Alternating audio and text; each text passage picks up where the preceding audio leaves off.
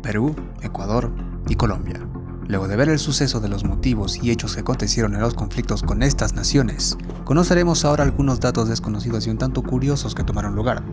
Nos dirigiremos a la línea temporal e iremos avanzando con cada conflicto hasta la más reciente. Estos son 6 datos desconocidos de las guerras entre Perú, Ecuador y Colombia.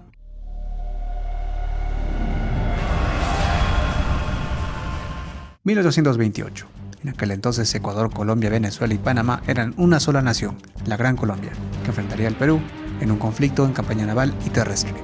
En aquel entonces muchos de los buques con los que contaba Sudamérica iban cambiando de dueño de un suceso a otro. El ejemplo de ello lo tenemos con la corbeta Pichincha de la Gran Colombia, que luego de la batalla naval de Cruces, esta fue entregada al Perú en Paita, debido a las diferencias de su personal de oficiales con Bolívar.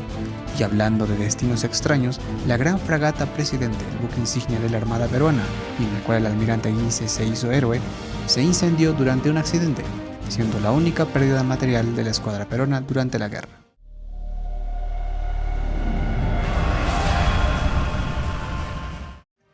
Otro dato desconcertante que da lugar a la frase "me adjudico la victoria", plus, a mi manera, es el resultado de la batalla de Tarqui.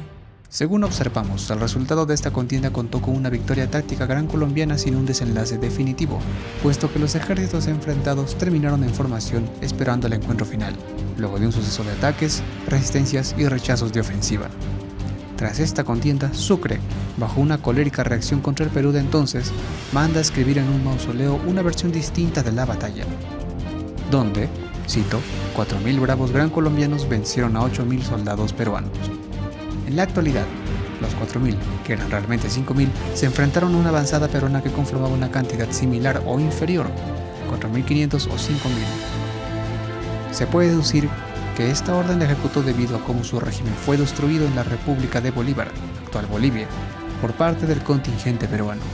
Más aún, este escrito es tan tomado como verídico al punto que, el 27 de febrero, se celebra el Día de la Infantería Ecuatoriana, en honor a esta batalla. Te dejaré en la descripción los links, las versiones tanto peruana como gran colombiana. Léelas y comenta tu conclusión y opinión sobre este hecho.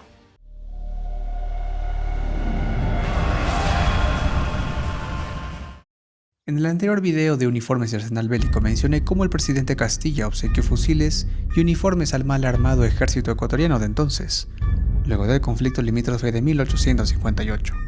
Así que iremos directo a sucesos que acontecieron en el siglo XX, un año antes del conflicto de la Pedrera con Colombia. Perú y Ecuador tuvieron una fuerte tensión que tomó lugar el 3 de abril. Al iniciarse el siglo XX, sucedieron incidentes en la frontera peruano-ecuatoriana.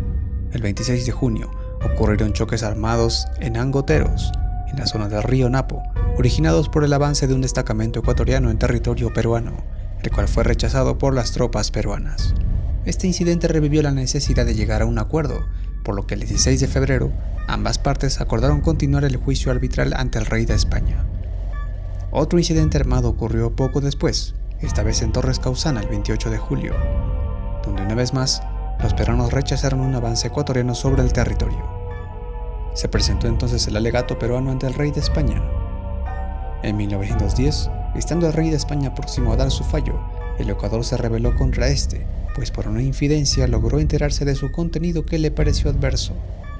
La prensa ecuatoriana inició entonces una violenta campaña para desprestigiar dicho arbitraje. El 3 y 4 de abril hubo graves ataques de parte de la población ecuatoriana a las legaciones peruanas en Quito y Guayaquil. El vapor peruano Guayaga, anclado en Guayaquil, fue atacado a balazos y se saquearon propiedades peruanas. Enterados en Perú de estos hechos, la población limeña y chalaca respondió, atacando las oficinas del consulado, la embajada ecuatoriana en Perú, los días 4 y 5 de abril. Eloy Alfaro, obligado a seguir la corriente nacionalista de su país, adquirió armamento moderno, fortificó la ciudad y el Golfo de Guayaquil y ordenó la organización de las Guardias Nacionales para una movilización militar. Perú decretó la movilización del ejército hacia la frontera norte. Hubo numerosos donativos de parte de la población y en total se dispuso en pie de lucha 23.000 hombres. La guerra era inminente, hasta que intervinieron voluntariamente como mediadores Estados Unidos, Brasil y Argentina, quienes, en un acto sin precedentes, lograron apaciguar los ánimos de los contendientes. El 18 de mayo, el rey de España resolvió inhibirse de dictar el laudo arbitral, y dejó a las partes la responsabilidad de continuar por sí solas en su arreglo limítrofe.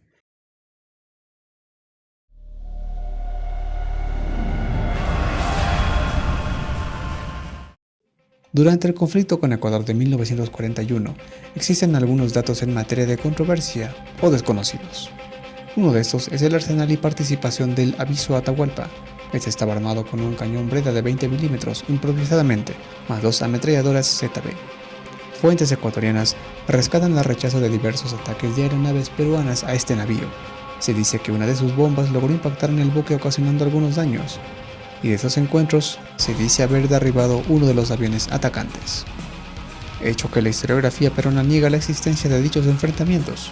Entre otros datos, sobre la flota ecuatoriana de entonces, tenemos a la patrullera Hualtaco, capturada, el patrullero guardacostas, que bien fue hundido o capturado por navíos peruanos, el guardacostas Cuenca, que sería hundido luego de batirse contra buques peruanos en el puerto Bolívar.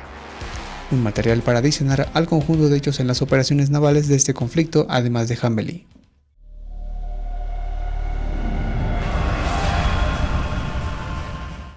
Entre otros sucesos dejados al olvido tenemos a la batalla de Zarumilla, recordada mayormente por los combates de Quebrada Seca, el incidente de Jambelí y la toma del puerto Bolívar. Pero estos no fueron los únicos. Dentro de esta sucesión de enfrentamientos tenemos los ataques contra Rancho Chico y Grande, combates en Aguas Verdes y La Palma, bombardeo aéreo de chacras y huaquillas, captura de Rancho Chico, refugio de peregrinos y caravana, el ataque peruano sobre chacras, huaquillas, el rechazo del ataque ecuatoriano en refugio de peregrinos y Huasimo, la captura de puestos ecuatorianos de Palo Negro, Pique, Carcabón y Balsalito, el bombardeo aéreo sobre Santa Rosa y Arenillas, ocupación de Hualtaco, Guavillos, la acción de Vado Limón, captura de Manga Urco, la captura de Machala, Arenillas y finalmente Puerto Bolívar.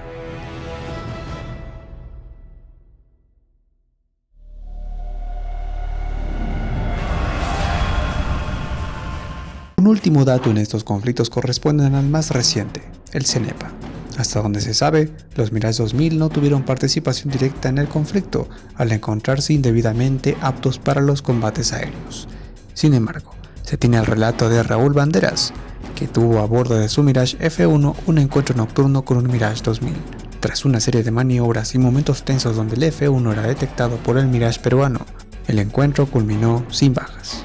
El excomandante Banderas relata que su situación era demasiado peligrosa, puesto que se les informó que los Mirage 2000 portaban mejores misiles aire-aire, el Matra Super 530. Debido a este encuentro, sin entrar directamente en combate, los Mirage 2000 únicamente sirvieron de escolta a los Canberras, y al estar en buen estado solo 3 unidades, no llegaron a enfrentar en un combate aéreo a los Mirage ecuatorianos. Muchas gracias por ver este video. Recuerda antes de comentar que el tema aquí presente se hace con motivo de investigación y estudio de eventos en la historia de nuestros países. No busca levantar rivalidades ni bla bla bla bla, la verdad me parece innecesario hasta este punto decirlo porque no tiene ningún sentido, es bastante obvia la intención. Y sin más que agregar, no olvides darle a like, compartir este contenido y comentar. Sígueme en redes sociales donde encontrarás muchos temas diversos además de historia. Algunos videos de crossovers, algunas artes y otras weas por ahí. Visita la página en Wix de la corporación GDP 3D. Está bastante detallado e interesante de indagar. Muchísimas gracias, esto es Paul CHD, hasta el próximo video.